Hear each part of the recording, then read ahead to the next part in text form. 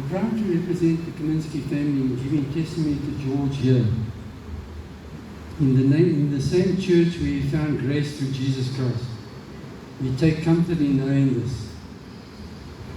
Like me, I'm sure everyone present, as well as those watching on the live stream, are still in shock that George is no longer with us, which has left a huge void. We find comfort in coming together here to honor and remember George. When it was suggested that everyone wear Manchester United tops, I felt a bit anxious, being an Arsenal supporter. But I knew I had to do it in honor of George. I know he would have loved to see all the United tops on display here today, and there are a lot. I feel like I'm speaking not only on behalf of the Kaminsky family, but also on behalf of everyone who knew George, and there were many.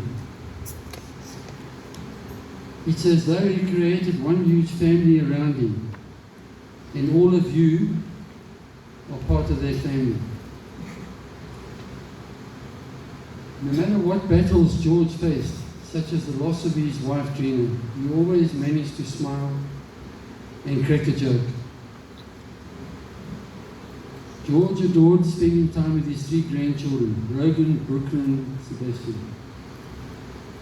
He was immensely proud of his children, Danica and Chesla. Their love and support gave him the strength to persevere. George had a knack of forming connections with people. He spoke so highly of those he met, and there's many of you here, and wanted to tell everyone about them. Seeing all the people here today, and the heartfelt tributes on Facebook, fills me with pride to be George's brother. George was never ashamed of where we grew up. I remember when I first brought Loredana, my then girlfriend, to our rundown semi-detached house in Melbourne in 1977. George stood outside welcoming her, saying, "This is our home, take it or leave it." That was typical George. Yeah. What more can one say about George that hasn't already been said? Let me share a quick childhood story involving George. We lived in a house on Moss Street in Belgravia near Malvern in the 1950s. One evening our parents were entertaining friends in the lounge, and the 3 of us, you remember, brothers, crept behind those ball and claw couches while the adults were sitting relaxing on it. I think George was 6, 7, 8, it's our ages.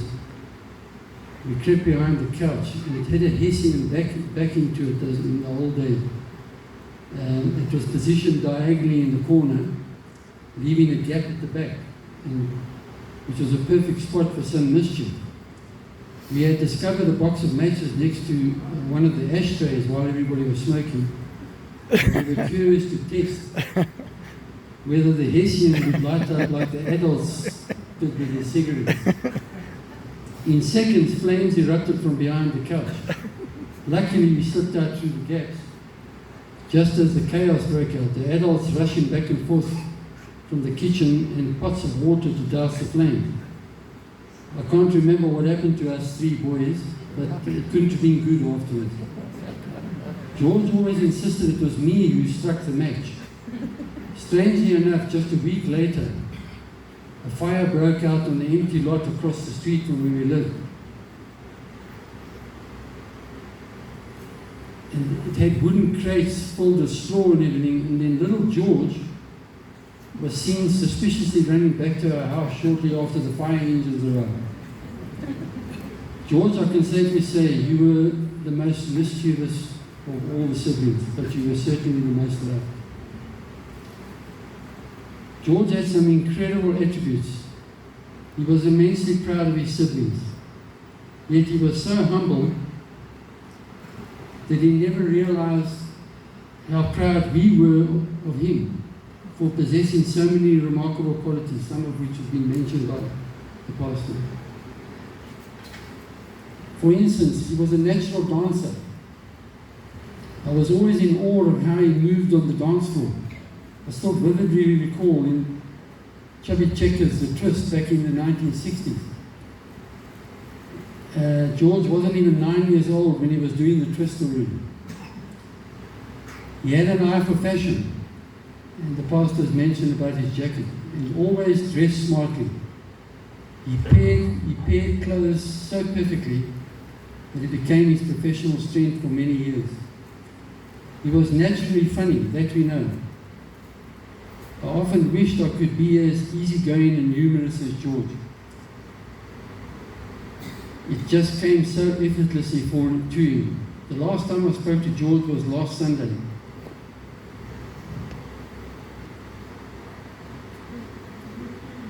While he lay in the hospital bed.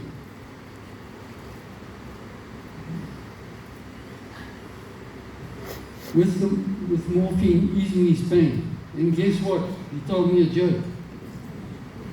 I joked back at him, saying he was probably cracking jokes even while under anesthetic during his operation the day before. George chuckled at that. Bless you, George.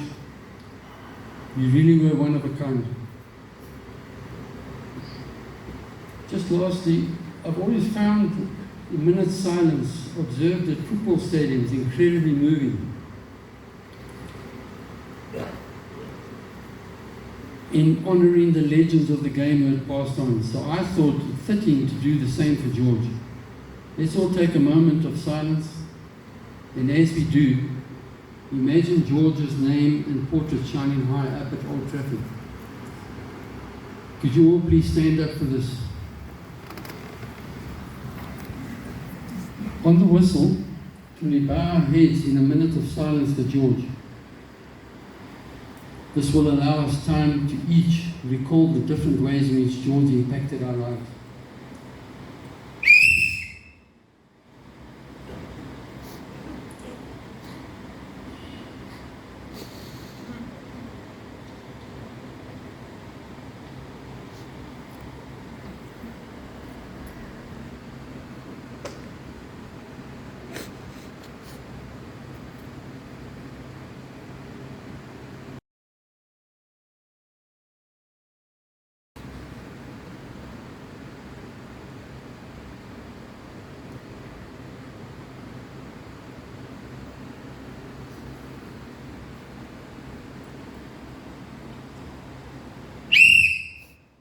Thank you.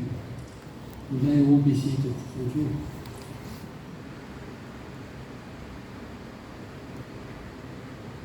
If I'd asked George this, he might have named legends like George Best, Eric Cantona, David Beckham, or even Sir Alex Ferguson.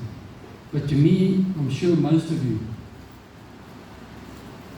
to me and to most of you, George himself was a legend.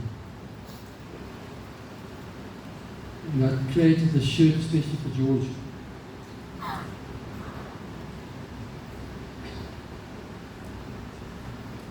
In honor of George.